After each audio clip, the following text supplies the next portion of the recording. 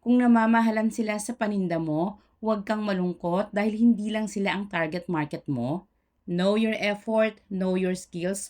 Huwag kang magbase sa presyo ng iba, magbase ka sa kalidad ng produkto mo.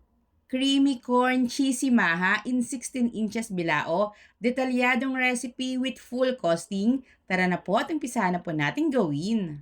Sa napakasimpleng pamamaraan, sa isang kaldero, pagsasama-samahin lang po natin lahat po ng ating mga sangkap.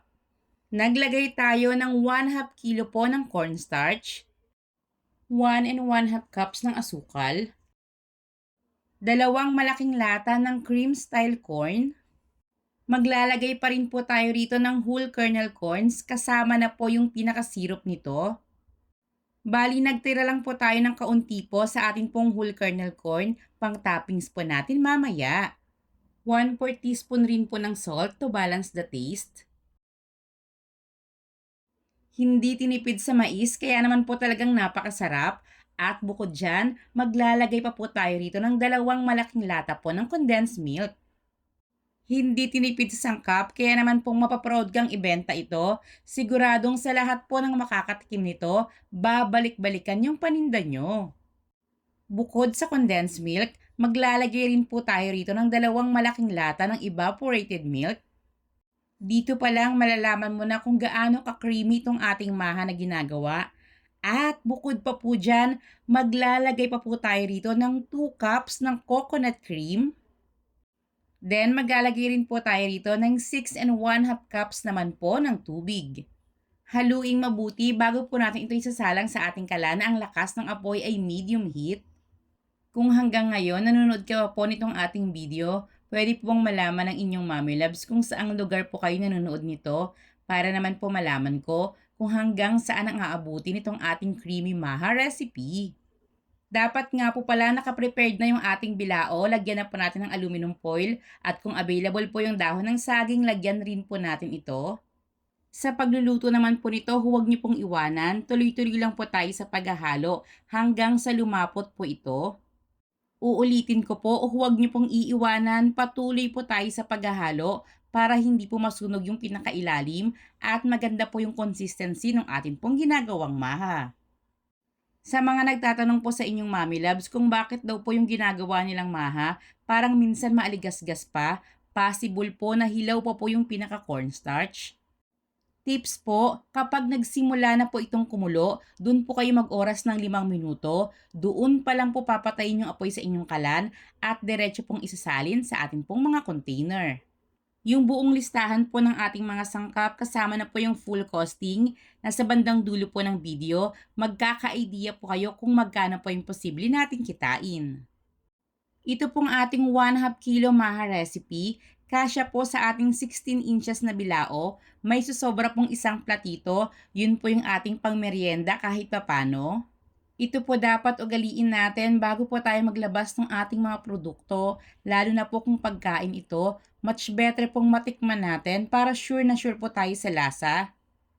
Minsan, aminin natin kahit gaano natin kabisado yung ating recipe, kahit lagi pa natin itong ginagawa, minsan po may nakakalimutan po tayong sangkap, kaya much better pa rin po talaga na titikman po natin lagi yung ating pong mga paninda. Nilagay ko na rin po yung ating itinirang whole kernel corns kanina. Medyo pinipress ko lang po ito ngayon para dumikit po ito mismo sa ating maha. Then palalamigin po muna natin ito ng kaunti bago po natin hihiwain. At kapag tuluyan na pong lumamig, saka po natin gadgaran ng keso bago po babalutin. Mix and cook, cooking made easy as 1, 2, 3. Sa kusina may kwento, si Mami Loves ang bida. Lutong bahay o pang negosyo, lahat kayang-kaya. Kakanin, ulam, dessert na masarap. Pinadali ni Mami Loves kahit medyo mahirap. Tinuturuan ka, bawat hakbang talaga. Simpleng luto, ginagawang masaya. Kaya kung gusto mong matutong magluto, panoorin lang, siguradong ganado. Makikita niyo rin po ngayon na medyo mas angat po yung ating maha sa bilao. Nagawa po natin yan dahil may gamit po tayo ritong dahon ng saging. Kung gusto niyo pong pantay na pantay lang po sa bilao, medyo marami-rami po yung ating pong mapapasobra. Sa sangkap na ginamit natin, malamang may idea na po kayo sa lasa. At sa mga nakasubok na po ng ating mga recipe, sigurado pong hindi po talaga ako nito sa inyo ipapahiya.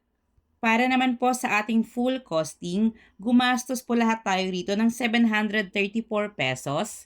Kasama na po dyan yung presyo ng ating bilao. Mapapansin niyo po yung nakalagay po na others is 100 pesos.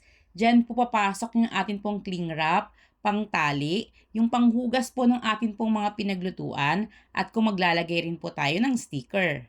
At huwag rin po nating kakalimutan na dapat po lagi po tayong maglalagay ng labor cost.